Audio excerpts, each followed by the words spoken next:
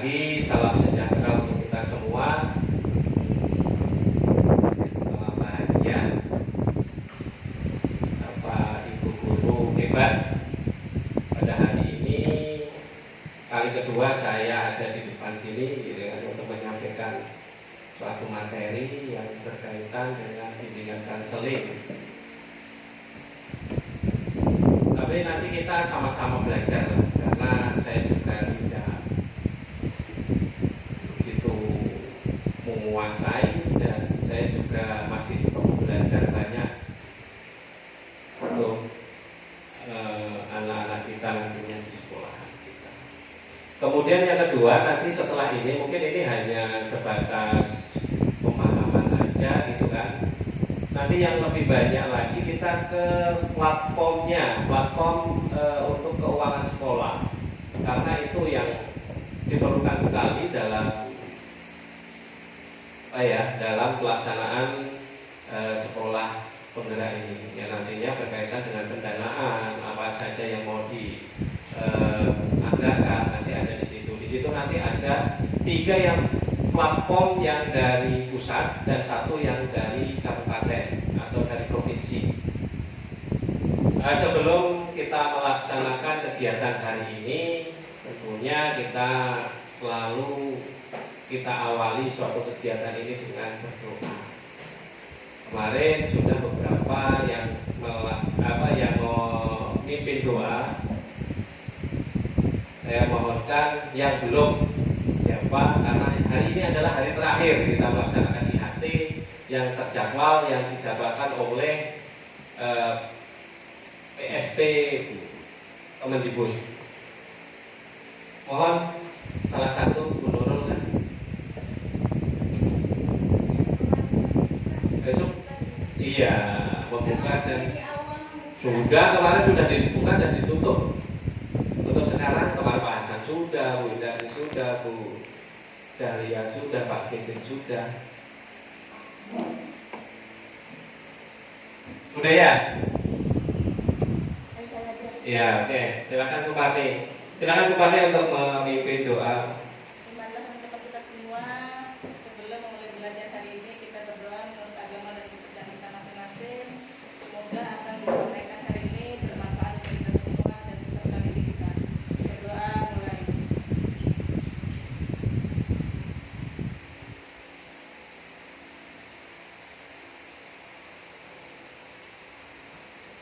Berdoa selesai. Terima kasih untuk Bu Karni yang sudah memimpin doa pada kegiatan hari ini. Untuk hari ini kita masuk ke modul bimbingan konseling, dan ini nggak usah disampaikan pun sebenarnya tidak apa-apa. Tetapi karena itu tuntutan dari PSP, ya mau nggak mau kita akan melaksanakan itu. Jadinya bimbingan konseling itu yang pertama kita berkaitan dengan asesmen.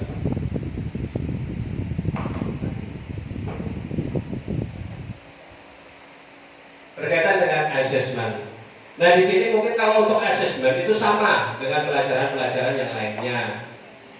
Ini banyak hal. Tetapi kalau di bimbingan konseling ini sifatnya itu ke individual. Ya di situ ada bimbingan dan konseling. Nah, bimbingan konseling itu adalah proses pemberian bantuan kepada individu agar mampu memahami dan menerima diri dengan lingkungannya, mengarahkan diri dan menyesuaikan diri secara positif dan konstruktif terhadap tuntutan norma kehidupan sehingga mencapai kehidupan yang bermakna. Jadinya ini bimbingan kepada seseorang. Bantuan kalau ada anak bermasalah, kalau ada anak yang kurang perhatian dari orang tuanya, disinilah ada bimbingan. Namanya bimbingan. Apakah bimbingan hanya terbatas atau hanya dilakukan oleh seorang guru TK? Tidak. Bimbingan itu dilakukan oleh seluruh seluruh guru. Umpamanya ada yang bermasalah pada waktu itu kelahi. Sebelum ke guru BK pastinya itu dilakukan. Adik umpamanya kan, ada anak waktu itu berkelahi. Penanganan pertama dilakukan bimbingan. Nah, itu sudah termasuk dalam bimbingan. Pemberian bantuan, proses of helping.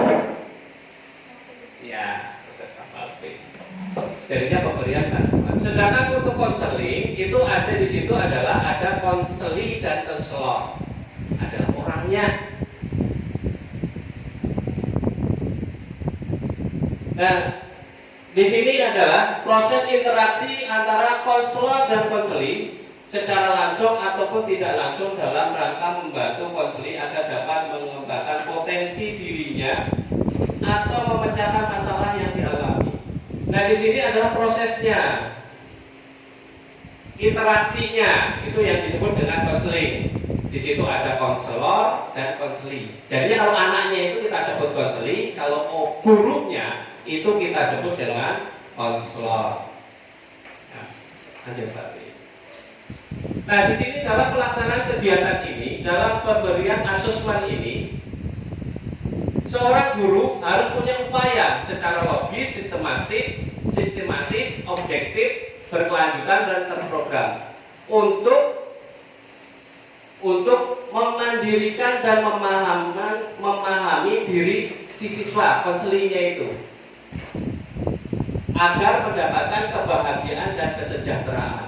Ini sebenarnya lebih condongnya ke psikolog sebenarnya, karena ini pengentasan suatu masalah dan tujuannya. Tetapi kalau dalam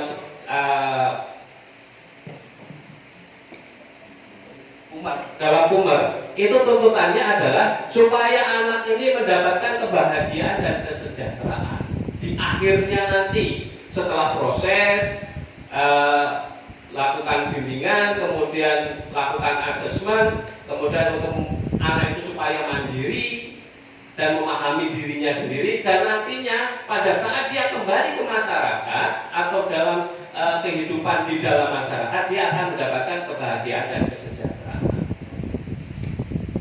Itu sebenarnya guru bimbingan itu sebenarnya kalau dikatakan berat gitu ya, tetapi itu sudah tugasnya gitu. Di sini ada asesmen. Nah, sekarang kita masuk ke asesmen. Kalau tadi itu adalah definisi antara bimbingan dan konseling. Sekarang asesmennya. Asesmen bila dikaitkan dengan bimbingan konseling adalah suatu metode sistematis yang dilakukan oleh guru untuk memahami karakteristik, sama dengan pelajaran yang lainnya. Jadinya memahami karakteristik siswa,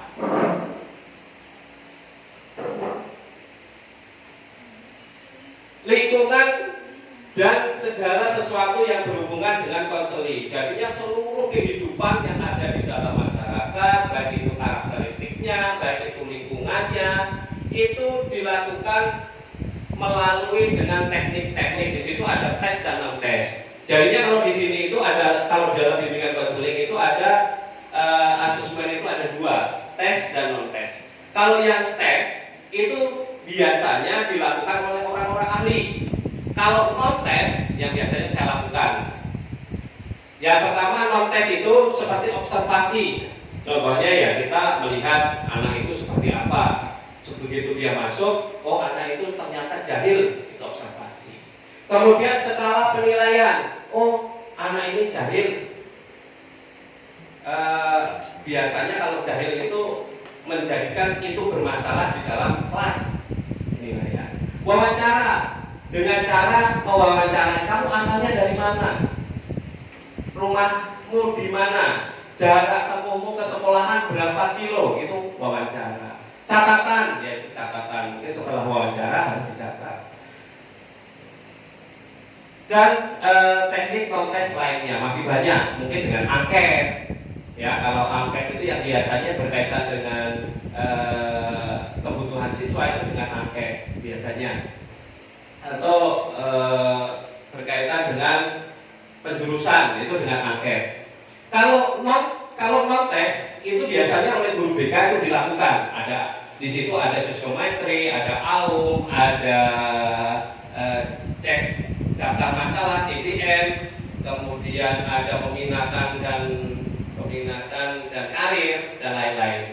Tetapi kalau non tes, kalau yang tes itu hanya dilakukan oleh orang-orang ahli. Contohnya psikolog. Yang saya tahu itu kalau di Banjarmasin itu Profesor Dr. Karyono. Itu dosen diulang itu biasanya kalau yang sering ketemu, kalau diulang itu Profesor Dr. Karyono. Karena beliau ini adalah tokoh BK yang saat ini yang saya ketahui. Kemudian ada ibu siapa itu kemarin fasilitator saya dalam pelatihan itu juga psikolog beliau. Lanjut Pak. Nah, untuk tujuan asesmen dan analisis kebutuhan adalah mengumpulkan, menganalisis, menginterpretasikan data atau informasi tentang peserta didik dan lingkungannya, serta mendapatkan gambaran sebagai kondisi individu sebagai dasar penyusunan perencanaan program layanan bimbingan. Jadinya kalau kita itu sudah mendapatkan gambaran anak itu seperti apa, baru kita akan merencanakan program layanan bimbingan konseling dalam 1 tahun ke depan. Lanjut Pak. Fungsinya, fungsi asesmen dalam bimbingan konseling adalah digunakan membuat diagnosis psikologis. Berarti psikologis anak, kita bisa melihat anak ini pemurung atau tidak. Itu di situ dilihat anak ini pintar atau tidak, juga bisa dilihat dari asesmen. Mengenal, memahami potensi, kekuatan, tugas, perkembangan dan serta sebagai dasar pengembangan segala potensi kekuatan yang dimiliki secara optimal. Kita bisa melihat potensinya anak, biasanya di karir, Pak Ade ya. Insya Allah nanti kalau untuk yang kelas 7 ini pada kegiatan pertama apa Pak namanya? MPLS. MPLS ya Pak Bu ya. Dalam MPLS nanti saya sasihkan untuk mengisi angket nantinya. Angketnya kemarin apa Pak? Diagnostik. Ya. Asesmen diagnostik. Diagnosis. Kemudian yang ketiga adalah mengenal dan menentukan tujuan dan rencana hidupnya serta merencanakan capaian tujuan tersebut. Tujuannya dan rencana hidupnya itu ke konselingnya. Fungsinya adalah mengenal, menentukan tujuan. Jadi guru itu memberikan gambaran arah tujuan itu ke sini.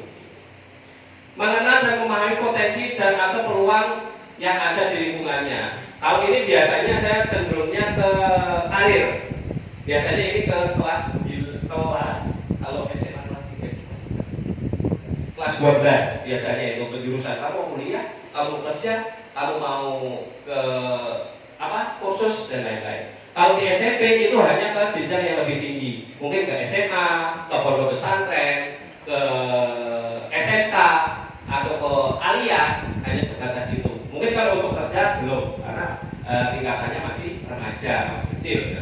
Kemudian hasil asesmen sebagai dasar untuk menyesuaikan diri dengan keadaan tuntutan di lingkungannya. Asesmen itu juga fungsinya adalah untuk dasar menyelesaikan diri. Jadinya masyarakat anak-anak nanti saat di sekolah ini kayak apa sih caranya supaya dia itu diterima oleh masyarakat sekitar. Mungkin di sekolahan kita ajarkan tentang tata krama, sopan santun. Kita ajarkan tentang tata cara berbicara dengan orang yang lebih dewasa, tata cara berbuat di dalam masyarakat itu dalam membantu, contohnya gotong royong, itu harus kita ajarkan biasanya. Yang keenam adalah sebagai dasar merencanakan dan evaluasi program. Nah, itu untuk evaluasi itu keseluruhannya. Sekarang masuk ke prinsip-prinsip asesmen. Kita sebut aja ya. Sesuai dengan norma masyarakat. Asesmen itu harus sesuai dengan asesmen masyarakat. Asesmen itu kan sebenarnya itu untuk mengetahui seseorang. Jadinya asesmen yang sesuai dengan masyarakat adalah sesuai dengan norma-norma yang ada dalam lingkungan masyarakat ini. Kalau yang tidak sesuai seperti apa? Contohnya seperti ini. Sekolahan mengadakan tes keperawanan. Itu kan tidak elok kalau kita lakukan di sekolahan atau SMA atau SMP. Anak ini untuk mengetahui anak ini melakukan tes keperawanan dengan cara maaf gitu kan, dengan dibuka, dilihat. Itu kan tidak sesuai dengan etika, prinsip-prinsip yang ada di dalam masyarakat. Jadinya untuk asesmen ini bisa diganti, soalnya tes keperawanan mungkin bisa diganti dengan cara observasi, wawancara. melihat dari orangnya, oh ini jalannya agak seperti ini, coba tanya dengan cara wawancara, gitu kan. Wawancara itu pun harus sesuai dengan kaidah-kaidah norma-norma yang berlaku. Ya, jadinya itu. Kemudian keterpaduan antara asesmen dengan alat itu harus harmonis. Jangan nanti asesmen ini yang asesmennya angket, gitu kan. Terus alatnya yang digunakan adalah wawancara. Itu kan nggak sinkron gitu ya, nggak harmonis. Jadinya harus sesuai dengan kaidah-kaidah tata caranya itu harus sesuai dengan. Kalau wawancara yang harus kita lakukan adalah ada orangnya, ada yang mewawancarai, mungkin ada buku catatan. Kan nggak mungkin kalau kita wawancara dengan angket gitu kan. Kalau angket kan cukup kita bagikan, anak-anak nantinya mengisi, kemudian kita bisa mengevaluasi, melihati apa yang diisikan. Dan di angket itu tidak ada kata-kata salah dan benar, perlu kita ketahui itu. Jadinya kalau dalam bimbingan konseling itu tidak ada salah dan benar, tidak ada. Jadinya yang ada, apakah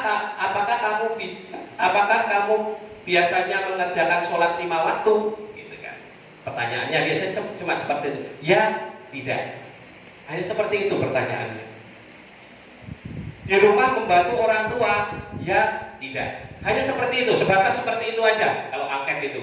Jadinya tidak ada 1 tambah 1 sama dengan 2, itu tidak ada dalam bimbingan konseling, itu tidak ada yang seperti itu. Lanjut. Realistis dulu. Realistis itu sesuai dengan keadaan. Tester yang terlatih, artinya yang melakukan asesmennya harus orang yang terlatih. Jadi kalau saya ini yang kurang terlatih sebenarnya gitu. Yang kelima adalah keterlibatan peserta didik. Tentunya dalam melaksanakan asesmen itu harus ada peserta didik. Dan ada kebutuhan yang diperlukan oleh peserta didik. Kalau siswa itu tidak ada masalah, untuk apa kita lakukan asesmen? Seumpamanya anak ini baik semuanya gitu kan. Terus kita anggap anak itu tidak ada masalah, untuk apa kita lakukan asesmen? Gitu kan. Jadinya asesmen itu dilakukan untuk memenuhi kebutuhan peserta didik atau klien, gitu kan.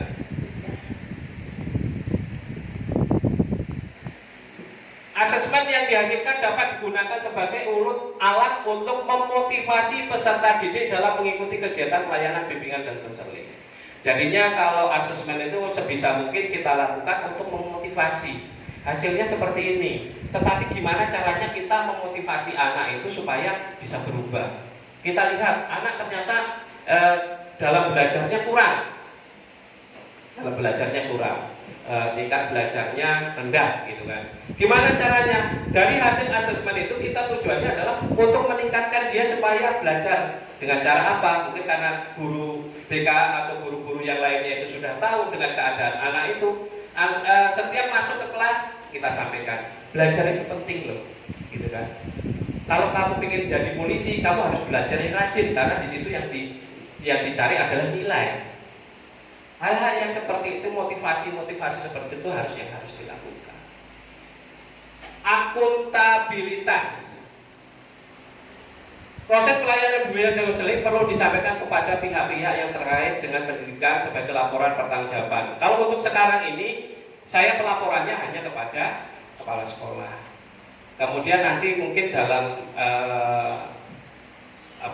MGMP kita juga biasanya sharing, dan itu kita sama-sama menyampaikan biasanya sekolah impian kayak apa Pak untuk kondisi anaknya. Kita sharing di sana. Artinya itu sebagai bahan acuan kita untuk saling bertukar pikiran, saling tukar pendapat, mencari solusi.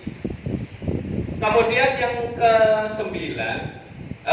ke-8, teknik asesmen yang bervariasi dan komprehensif. Variasi asesmen ya ada tadi itu. Kalau asesmen itu kan ada observasi, ada wawancara, gitu kan. Kemudian ya lain-lainnya, ada tes dan non tes.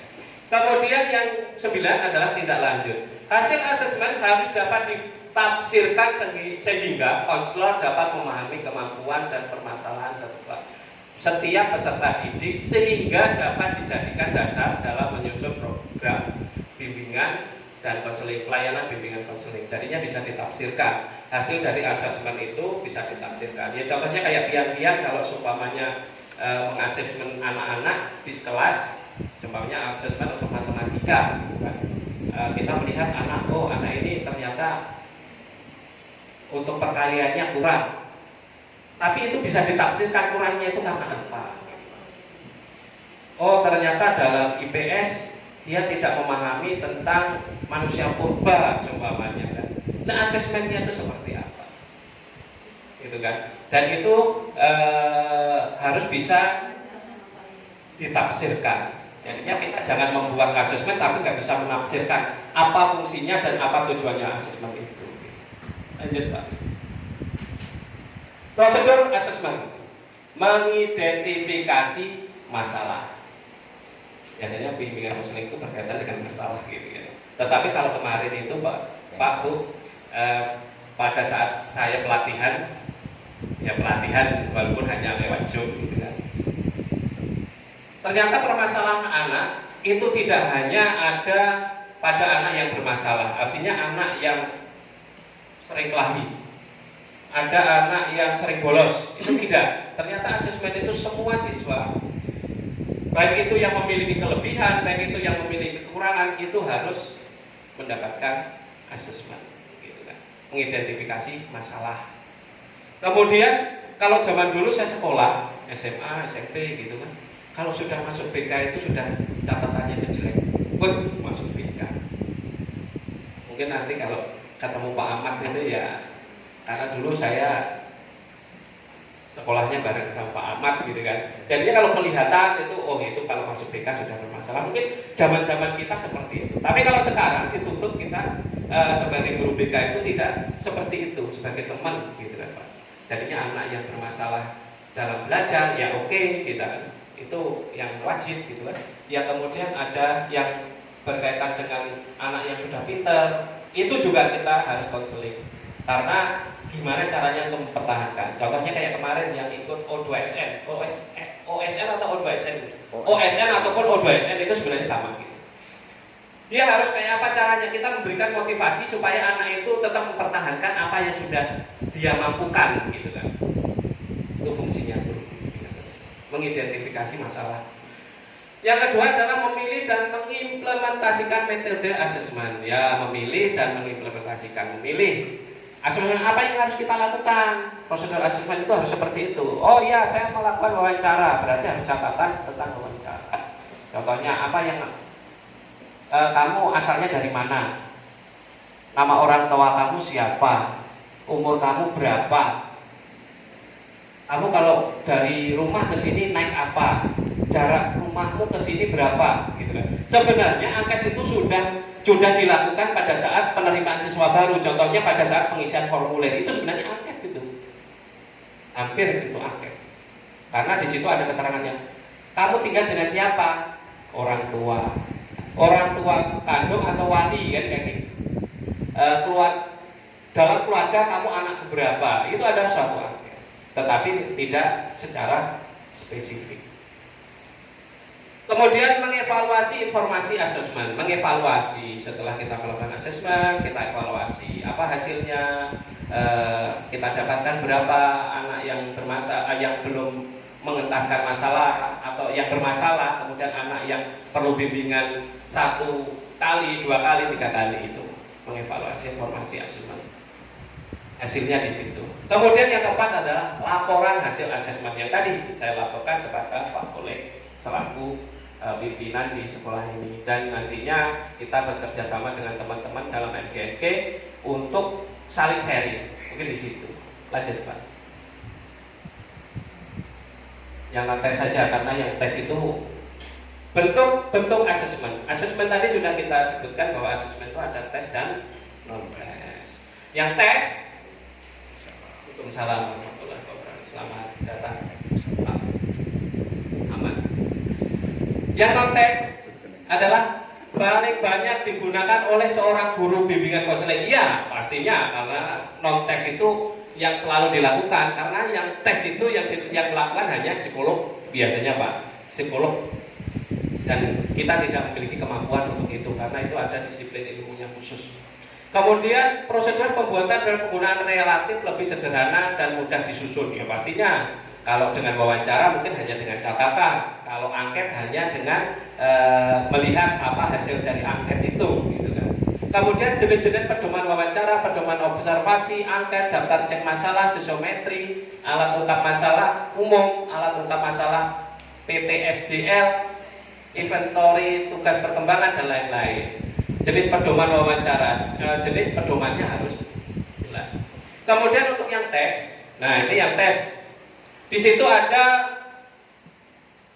suatu pengukuran terhadap suatu sampel tingkah laku yang objektif dan terstandar. Kalau ini kan saya tidak memiliki kemampuan itu, karena itu orang-orang yang punya kemampuan khusus dalam melihat, dalam mengetes itu. Jenis-jenis yang dilakukan kalau yang tes itu adalah tes kecerdasan IQ. Biasanya kan ada, kalau di Banjar itu banyak. Dulu pernah kita sekali ya Pak Bia, kita kedatangan orang untuk tes IQ itu dulu pernah sekali. Tapi setelah itu ya kita tidak lakukan. Tes minat, tes kemampuan kerja, tes kepribadian, tes kematangan sosial dan lain-lain. Penggunaan asesmen tes memerlukan kompetensi dan syarat tertentu. Yang kita bahas adalah non-tes. Non-tes di situ ada psikometri. Dulu pernah saya lakukan psikometri, jujur kalau sekarang karena dengan adanya tugas tambahan ini rasanya kayak berat untuk melakukan psikometri. Psikometri itu adalah kita mengetahui hubungan kita dengan teman, hubungan anak si A dengan si B, si A dengan si B dengan si C dalam satu kelas. Itu ada psikometri. Jadinya nanti dalam pertanyaan, dalam angketnya itu pertanyaannya, siapakah teman, sebutkan 2 teman yang kamu sukai. Pertanyaannya hanya seperti itu. Sebutkan 2 teman yang tidak kamu sukai. Tetapi itu ada aplikasinya Pak. Oleh itu ada aplikasinya, dia nanti akan memunculkan ternyata anak ini lebih cenderungnya apa gitu. Karena itu ada aplikasinya, saya tidak bisa menjelaskan untuk hasilnya. Lanjut Pak. Jadi itu kalau kayak angket dan lain biasa kita lakukan.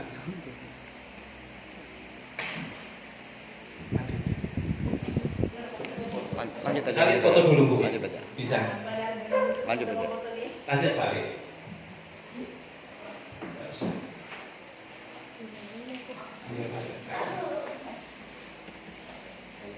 Ya. Pemanfaatan hasil asesmen. Asesmen digunakan sebagai dasar untuk membuat kebijakan dalam bidang pendidikan. Kebijakan ini, tapi kebijakan hanya di sekolah ya. Kalau yang kabupaten itu sudah ada khusus gitu. Yang kedua adalah asesmen digunakan sebagai dasar dalam membuat keputusan mengenai kurikulum dan program sekolah. Kurikulum, kalau kemarin di kurikulum dimasukkan apa Pak? Asesmen tentang ini Pak, Peminatan kan? Atau jarak rumah. oh iya. Jadi yang kemarin sudah dimasukkan, disinkronkan dengan kurikulum. Itu memakai angket ya Pak ya? Angket, asesmennya itu angket. Asesmen digunakan sebagai dasar untuk menentukan keputusan mengenai siswa baik dari segi pembelajaran maupun karir. Ya itu tadi sudah saya jelaskan mulai dari awal tadi. Jadi asesmen itu digunakan untuk melihat kemampuan anak, gitu kan, mana siswa baik dari segi pembelajaran maupun karir dan lain-lain. Sebenarnya itu banyak, bukan cuma berdua itu. Pada pelaksanaan layanan bimbingan dan konseling, asesmen kebutuhan sangat dibutuhkan sebelum penyusunan program dan perangkat layanan bimbingan konseling. Untuk pelayanan bimbingan konseling, asesmen itu bertujuan adalah untuk menyusun perangkat sebelum kita berikan kepada siswa untuk melihat kondisi anak. Lanjut SMA itu. Asesmen diagnostik gitu ya. Asesmen diagnostik adalah bertujuan untuk mendiagnosis kemampuan dasar dan mengetahui kondisi awal peserta didik. Diagnostik, mendiagnosa gitu kan. Contohnya kalau dokter itu kan kita masuk Kalau dokter itu kalau kita tidak menyebutkan penyakit kita dokternya juga tidak tahu. Iya. Coba kalau tanya sakitnya apa Pak? Masih seperti itu kan gitu. Ada kira-kira dokter yang begitu kita masuk, oh kamu sakit batuk pilek, kalau batuk pilek mungkin kelihatan gitu ya. Kamu sakitnya mah gitu kan. Gak mungkin kalau kita nggak menyebutkan Pak perut saya ini kalau pagi kok mual, biasanya muntah-muntah. Oh baru dia. Hamil. Nah, sampai yang ini ternyata mah Pak, baru ditempelkan apa itu ya? Untuk menempelkan itu kan, gitu kan. Dan itu pun nggak mungkin di kepala, pasti di perutnya. Karena yang dikeluhkan adalah perut. Guru BK pun sama, gitu kan. Mendiagnosa. Jadinya dengan cara wawancara, oh bisa kita lihati. Anak ini ternyata sering tidak berangkat pagi itu karena disuruh ya kalau pagi ya kan enggak Bu. Disuruh membantu mamanya ngomong adiknya karena ditinggal nyadap mamanya. Ini saya nih Pak. Ya. Yang terlambat. Nah seperti itu mendiagnosa gitu kan.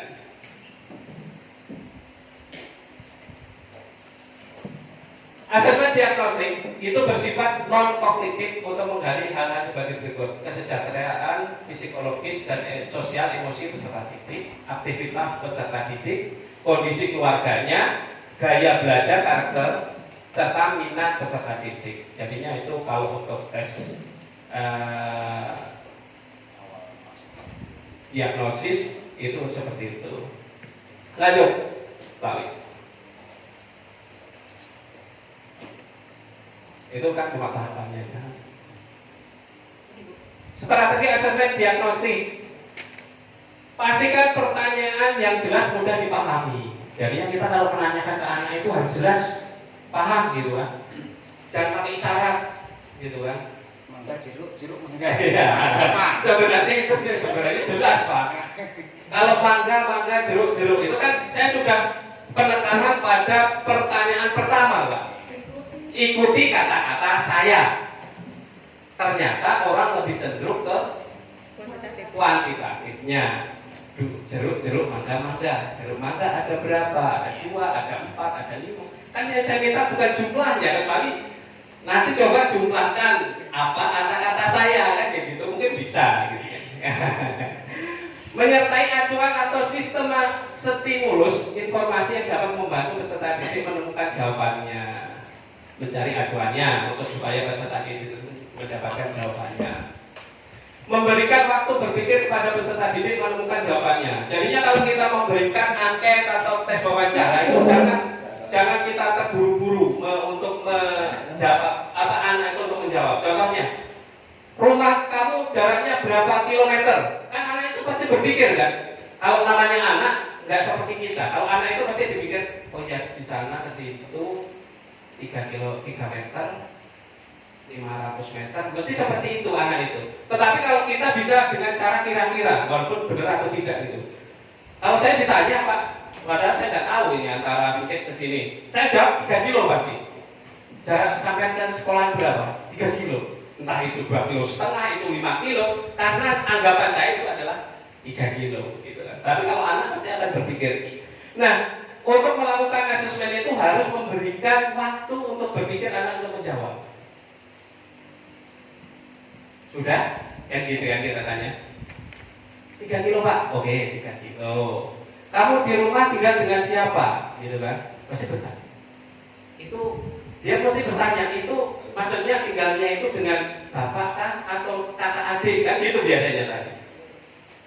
Orang tua gitu kan. Oh, saya dengan orang tua Pak. Seperti itu anak itu. Karena beberapa anak yang pernah saya wawancari seperti itu. Bukan pengalaman sih, tapi pernah melakukan itu. Saat peserta didik menjawab pertanyaan, berikan penguatan. Kalau kita sudah memberikan pertanyaan, kalau bisa itu dikuatkan apa yang dia jawabkan. Kamu kesini naik apa? Jalan kaki Pak. Nah, jalan kaki itu nantinya itu menjadikan badan kita kuat, sehat. Apalagi kalau kamu nanti menjadi polisi, tentara, kamu sudah berlatih. Itu penguatan. Kemudian memberikan pertanyaan lanjut untuk menggali lebih dalam. Kita tanyakan, nah kamu setelah berjalan dari rumah ke sini, ke sekolahan ini dengan jalan kaki, cita-citamu apa sih, gitu kan? Pasti nanti anak menjawab, oh ya Pak, saya mau menjadi polisi, makanya gitu kan? Iya, bagus itu kalau jadi polisi. Jadinya nanti latih-latih ya di rumah, keliling lapangan 3 kali atau 4 kali. Udah lihat Mas Alto?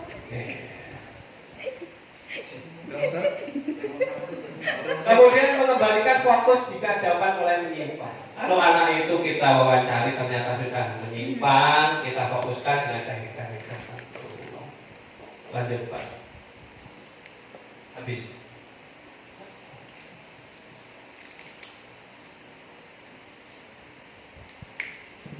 Silakan dinikmati.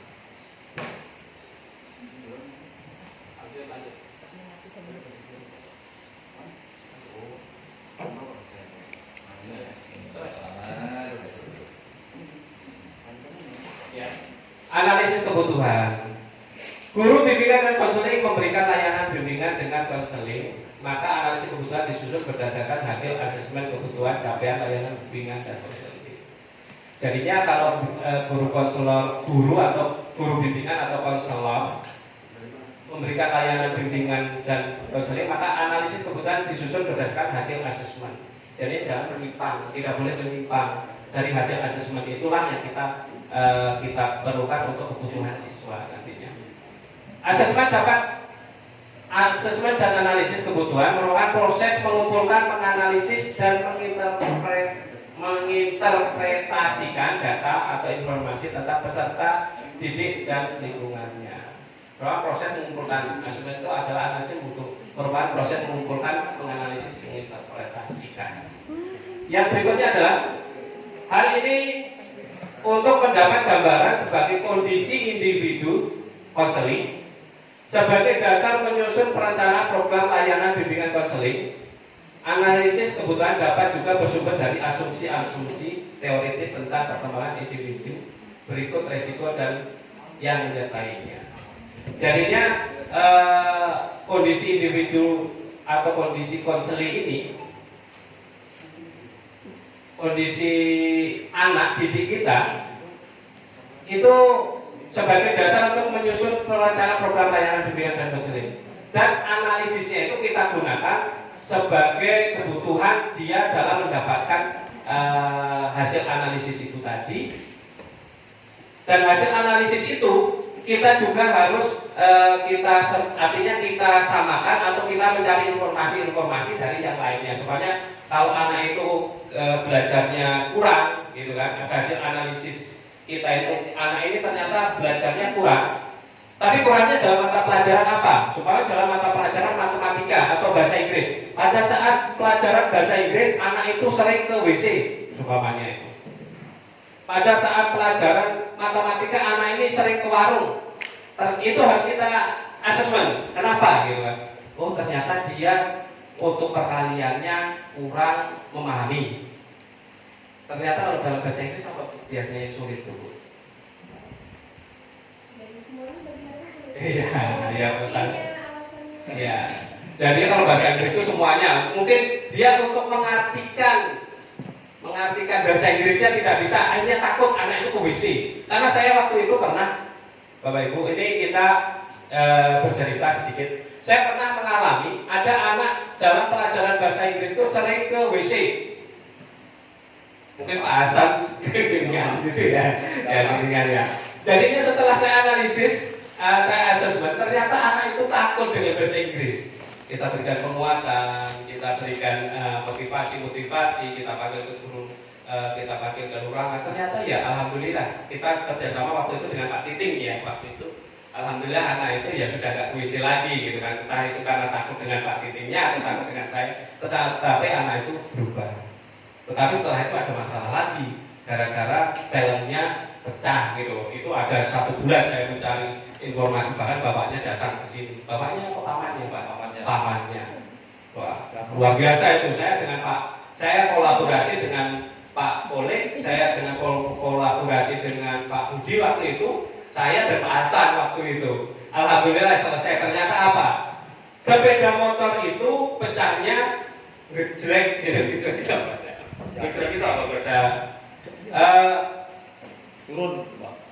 pada saat di sebelahnya Dirikit jalan Batu ke Divisi 3, dia itu gejlek gitu, dilompakan, akhirnya pecah. Karena takut dengan orang tuanya untuk menyampaikan, karena motornya itu mungkin mahal gitu ya, waktu itu Jupiter MX yang apa itu? MX King. Nah, MX King. Kalau waktu itu dengan Pak Ade juga saya bekerja sama, karena itu memerlukan, karena itu sudah terlintas keluar permasalahan itu kepada orang tuanya. Alhamdulillah selesai dan orang tuanya menerima. Bahkan orang tuanya ke sini pada waktu itu jatuh sampai karena saking takutnya waktu itu. Kenapa kok saya harus dipanggil?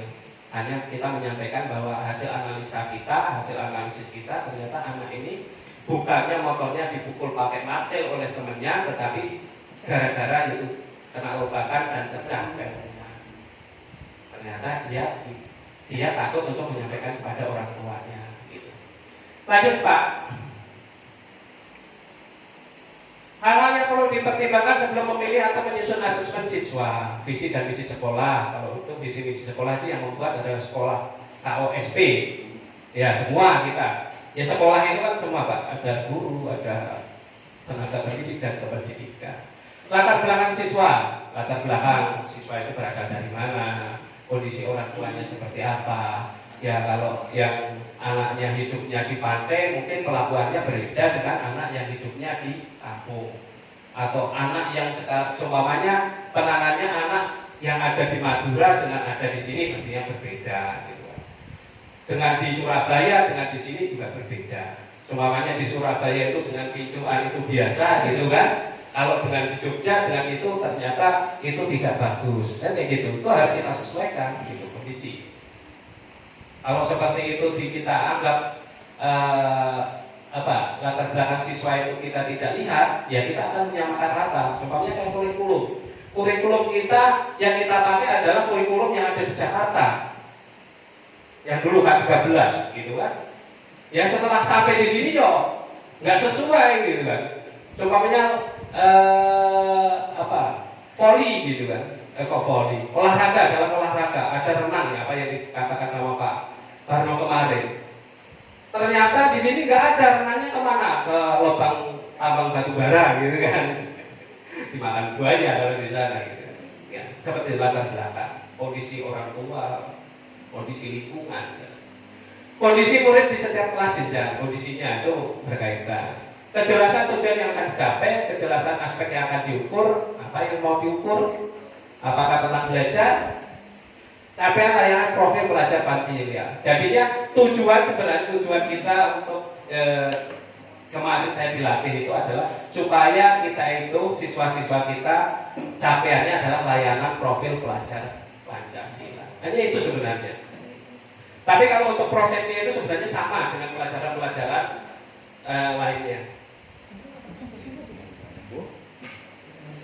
Dari sini kira-kira Bapak Ibu ada yang mau ditanyakan atau menambahkan? Habis.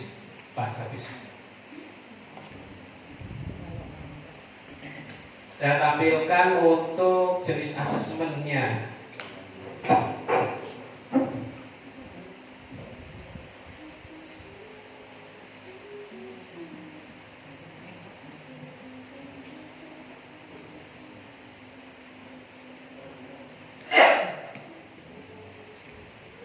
Sore langsung ke dekat Anda. Berdua kalau langsung kah? So dikit belum pulang balik. Mau di enggak apa-apa. Tapi nanti ada Pak Abdul Rahman. Ada Pak Abdul Rahman nanti. Hasil kita ya nggak usah ada lagi. Kita jam 10-an. Kita kan nggak tahu juga. Beliau ini kira-kira mengatakan bahwa jam 10 itu tahu kondisi di Sungai Danau enggak gitu loh. Kalau di Sungai Danau itu jalannya seperti